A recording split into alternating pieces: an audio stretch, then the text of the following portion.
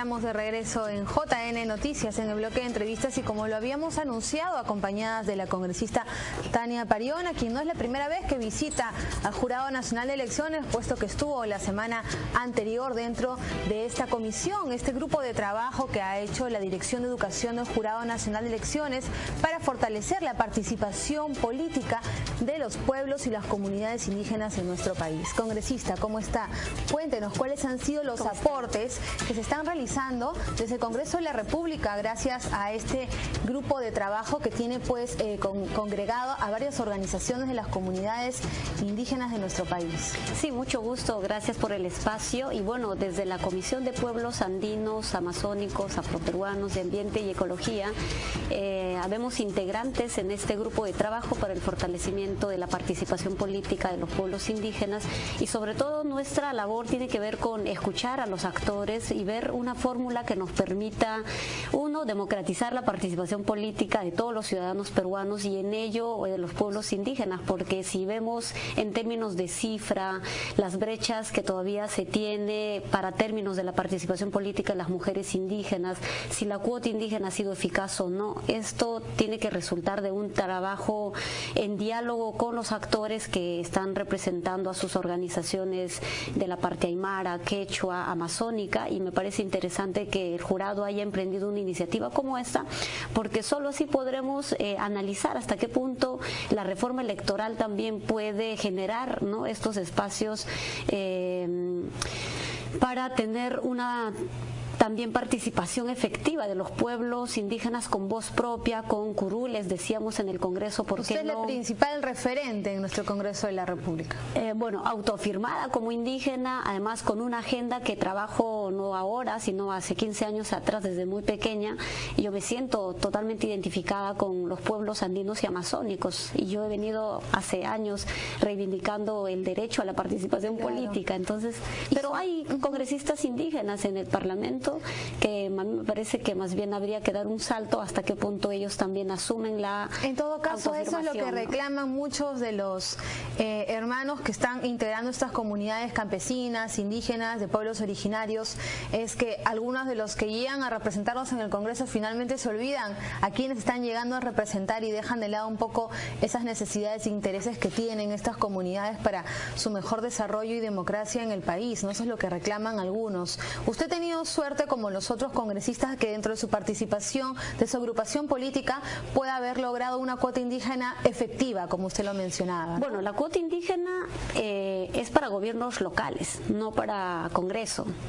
Y esta cuota para gobiernos locales es 15%. Diríamos, una persona inscrita en la lista, pero no necesariamente le garantiza estar en un buen puesto ni salir elegido. Y yo diría suerte en realidad, porque más bien el Frente Amplio lo que ha generado es una plataforma amplia de participación de actores distintos, como la de movimientos sociales, colectivos organizados, y yo vengo desde el movimiento indígena y somos parte del Frente Amplio porque confluimos en un programa político. Y el mecanismo de las elecciones primarias, yo siento que y considero que esa ha sido la, digamos, la partida para estar aquí, ¿no? ¿Cómo fueron esas elecciones primarias? Las elecciones primarias son voto ciudadano abierto, en donde la gente va y sufraga libremente si considera que eres o no la candidata y tienes el perfil idóneo para postular al Congreso, ¿no? Es la precandidatura. ¿Y se hizo por regiones, en la región que a nivel nacional, todos los congresistas pasamos por elecciones primarias, o sea, antes de ser congresistas, como candidatos, y luego someternos al proceso electoral de las que tiene nuestro país reglamentado, normado, ¿no? Claro, porque en este momento la ley faculta que pueden ser 3 modalidades para elegir dentro de un partido político a sus candidatos. En este caso, el de las elecciones abiertas es el que nunca se utiliza, y en este caso pues el partido lo hizo de esta manera. ¿Cuál sería plantear una mejor solución para el fortalecimiento de la participación política de los pueblos indígenas?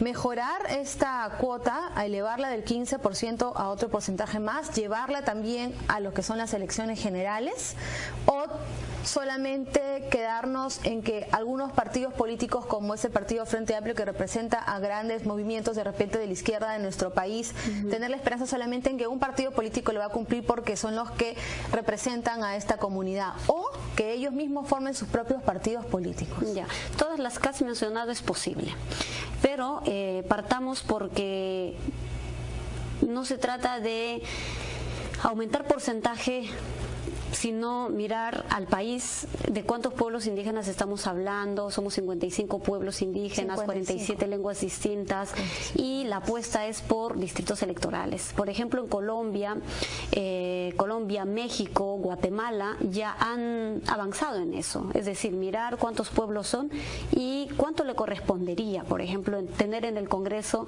de acuerdo a la cantidad de pueblos, no población, porque en todo caso la Amazonía quedaría totalmente excluida, ¿no? Porque es la población minoritaria, claro, pero en términos de diversidad de pueblos son las que mayormente, y en términos de territorialidad son los que mayor espacio territorial, digamos, ocupan.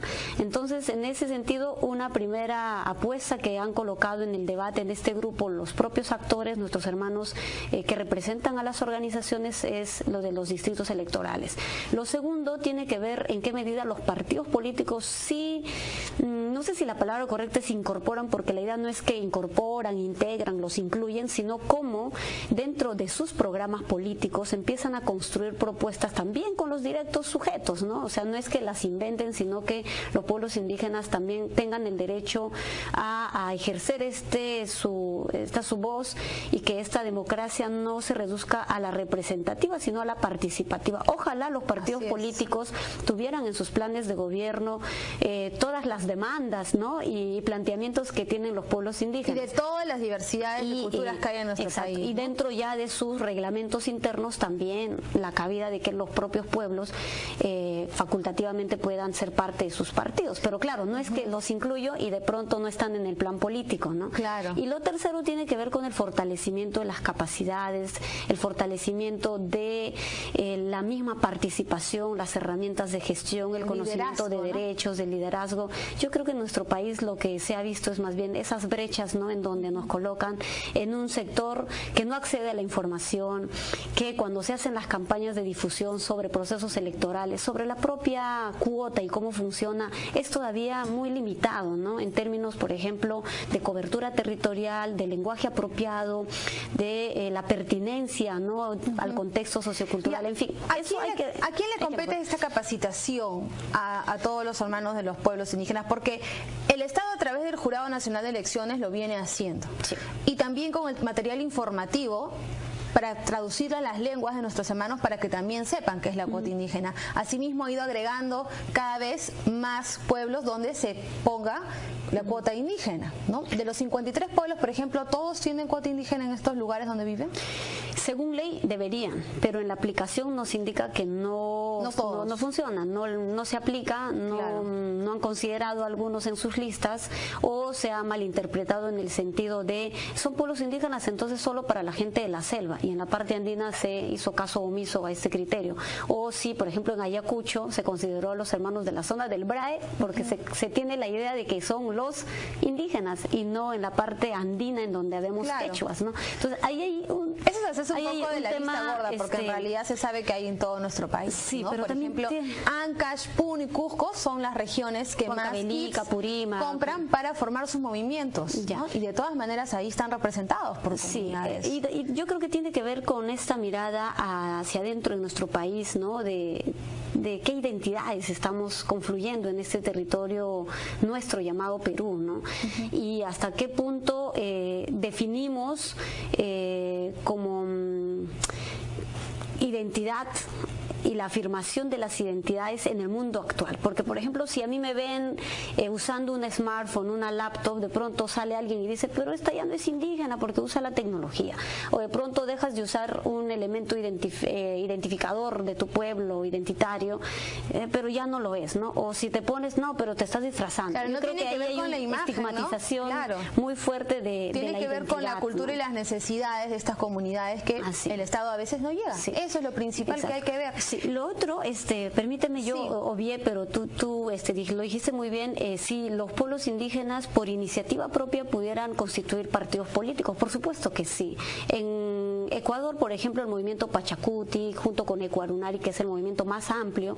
En Colombia, el movimiento político MAIS, que confluye en varios pueblos y han tenido candidaturas para concejalías. Hay experiencias de partidos políticos, el partido político de Rigoberta Menchú en Guatemala, en México también lo hay. En Perú creo que estamos en ese gran desafío de construir un movimiento indígena sólido en donde confluyamos todas las generaciones, la de nuestros mayores, los adultos y las juventudes, pero también apostar a un programa político, no desde nuestra visión indigenista solamente, sino en la perspectiva más bien intercultural, ¿no? Eso es el gran desafío que tenemos y estamos en eso. ¿Y quiénes mismos lo tienen que hacer? ¿Las mismas comunidades? Los propios pueblos, las comunidades, sus líderes, las lideresas, las juventudes. ¿Esta propuesta de distritos electorales la van a llevar a la comisión? Sí, eso en el grupo de trabajo se está desarrollando. Hemos empezado planteando una ruta de trabajo y unas líneas, ¿no?, que tiene que ver con la formación ciudadana, tiene que ver con cambios normativos, y la otra la incidencia política. La difusión, ¿no? Exacto. En el Congreso hay una comisión para la reforma electoral. Claro. ¿no? ¿Estas iniciativas se pueden llevar a través de la comisión que ustedes integran o de frente al grupo de la reforma electoral? Yo pienso que desde las dos formas es correcta, porque esta comisión tiene el deber de recoger propuestas, observaciones. Así es. Si lo hacemos a través de la Comisión de Pueblos también es correcto, y creo que ahí la Comisión de Pueblos le compete, porque también dentro de sus funciones es trabajar estos temas que tienen que ver con participación política, la institucionalidad indígena, políticas interculturales, y no solamente la cuestión ambiental, como pareciera que la comisión muchas veces se la ve solo por ese motivo. Claro. ¿no? Bueno, el tema de las cuotas electorales, lo que yo he escuchado hablar a las personas que han siendo jóvenes o afrodescendientes o mujeres, es que se juntan las tres cuotas y es por eso que le sacan la vuelta, ¿verdad? Sí, también hay ese abuso, diríamos, o mala aplicación de las cuotas, en donde te reducen a una sola. O sea, si tienes menos de 30 años, ya está joven, ¿no? Si eres mujer, ya está mujer. Además es de la comunidad y representa a los pueblos, entonces tienes las tres cuotas en una sola persona. Ahora, incluso la cuota de género, el que es el 30%, no ha logrado cerrar las brechas entre mujeres indígenas y no indígenas, ¿no? Por decirlo así, ¿por qué? Mujeres de comunidades que pueden tener liderazgo, convocatoria, trabajo de base, sus apuestas, sus aspiraciones por mejores condiciones en su comunidad, pero que tampoco acceden a estos espacios formativos, a la información, a la capacitación en gestión pública, y eso hace que las limiten a desempeñarse como tal, pero también de sentirse seguras de postular. Entonces la cuota de género también sigue teniendo, ¿no? Justo quería preguntarle sobre eso, porque lleva justamente a acotación el tema de la ley del acoso político, que también se presentó en el Congreso de la República, pues justamente la mujer, a no sentirse empoderada, ¿qué es lo que hace? Da un paso al costado y ya no quiere participar en política. A veces, no solamente por esas capacidades que mencionaba, sino también por el comportamiento que tienen hacia ellas pues los varones. Ya. ¿no? Incluso en mujeres súper empoderadas ocurre acoso político. O sea, incluso mujeres que tienen educación justamente son las que causan más competencia de repente, ¿no? También se da, ¿no? Porque los celos desde las dirigenciales hasta cargos públicos, políticos, ocurre. Y cuéntenos sobre este proyecto de ley un poco, ¿no? Porque está mejorado. Creo que es una primera versión que se ha mejorado para que esta vez sí el Pleno del Congreso la pueda debatir. Sí, esta iniciativa en realidad lo viene trabajando sociedad civil, entre ellas organizaciones como Manuela Ramos, Flora Tristán, la Red Nacional de Mujeres Autoridades, que nos la han hecho llegar al despacho de la congresista Indira Wilca, y yo me sumé en la apuesta más bien por visibilizar también la parte cultural, la parte geográfica, identitaria, que no siempre está visible, porque el acoso político, por ejemplo, en una mujer indígena tiene otro impacto, tiene otro escenario, incluso el nivel de afectación que podría tener podría bloquearla y sacarla del escenario político. Mire usted, por ejemplo, en el caso de las hermanas congresistas indígenas que desempeñaron su función y luego no sabemos de ellas. Paulina Arpasi, que tuvo que enfrentar a todos los cuestionamientos por su lengua originaria, por su traje, en fin, eso también constituye una forma de discriminación que luego se traduce en una forma de violencia, ¿no? Ahora, cuando hablamos del acoso político, obviamente sí tenemos que precisar porque tiene que ver con las restricciones o limitaciones que te ponen, ¿no?, como barreras para ejercer una función pública, para ejercer tu derecho a la fiscalización, para desempeñarte como regidora. Y casos tenemos muchísimos. Hermanas, por ejemplo, regidoras que han sido excluidas de una toma de decisión dentro del Consejo, y aprovecharon de que ella se iba al baño y de pronto acordaron. O la hermana que tiene que ir a fiscalizar y requiere información y de pronto no se la dan, y luego incluso las coaccionan o por teléfonos y amenazas, o cuando son candidatas luego se agarran de la vida personal íntima de las mujeres para luego difamarlas ante el pueblo con afiches y volantes debajo de las casas. Cualquiera diría, pero eso también hacen con los hombres. Sí, pero la realidad nos indica que hay una desigualdad tal que las mujeres estamos aquí y los hombres están aquí bien posicionados también. Claro, y no solamente es, claro, en el ámbito político, sino también a nivel nacional, en el trabajo, en la educación, en todo es lo mismo, ¿no? Esta ley justamente abarca estas dimensiones de cómo podría traducirse en acoso político, no solo en función pública o en cargo político, sino dentro de los partidos políticos, dentro de las organizaciones sindicales, dentro de un espacio laboral como funcionaria, dentro de las comunidades en donde se eligen a la presidenta o presidente, que por lo general son hombres de las comunidades, ¿no? Y que las descartan, y no porque no tengan la capacidad. O sea, yo creo que ahí hay un fundamento más patriarcal, diríamos. Así es. Donde, no, pero es mujer, o sea, solo el hecho de ser mujer ya se genera como una, claro, ¿no?, un cliché, un prerequisito para anularla, pero es mujer. Claro, y es como que una cultura tan arraigada que es tan difícil de cambiar, que lo que se busca en todo caso es sancionar a quien lo haga, a quien lo practique. La ley no es totalmente punitiva, de plano no necesariamente sancionadora, sí sanciona pero no penaliza. Claro, administrativamente. Cuéntanos un poco qué es lo que busca. Por ejemplo, cuando se incurra en actos que está comprobado como acoso político, porque no es per se un insulto o acoso político, sino que cómo se ha dado, en qué contexto, qué ha implicado eso para el desempeño de tu función, para tu desempeño como candidata. En fin, tiene que haber un proceso también de demostrar y evidenciar que fue acoso político, y esto podría incurrir, por ejemplo, en sanciones de tipo administrativa, suspensos laborales o códigos éticos internos o reglamentos internos de los partidos políticos, desde memorándum, pues, ¿no? Yo pienso que sería como lo más leve, desde la llamada a la atención hasta otras suspensiones de tipo administrativo.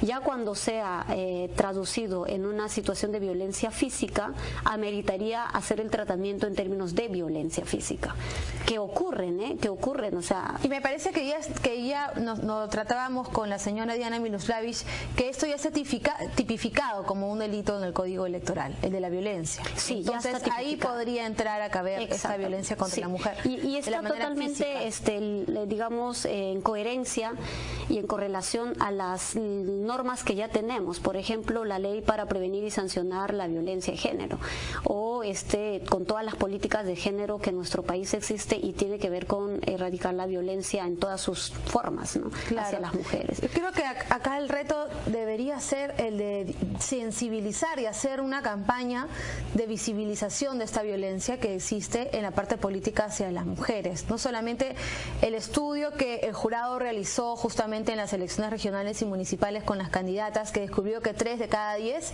sufrían de esta discriminación, debería hacerse pues ya algo más grande, ¿no? Sí. A nivel nacional. Sí, normalmente cuando uno tiene un desempeño de carácter político, de funcionaria, no siente que lo que le están haciendo es acoso político y no identifica si es o no una falta, ¿no? A veces pareciera que la hemos naturalizado, que nos traten así, o que de pronto te bloqueen o te cierren las posibilidades de ejercer tu cargo, cuando en realidad sí es acoso político. Entonces tenemos desde hermanas que luego evaluamos evaluando su experiencia personal como alcaldesas, decía, pero claro, conmigo lo que han cometido es un acoso político, ¿no?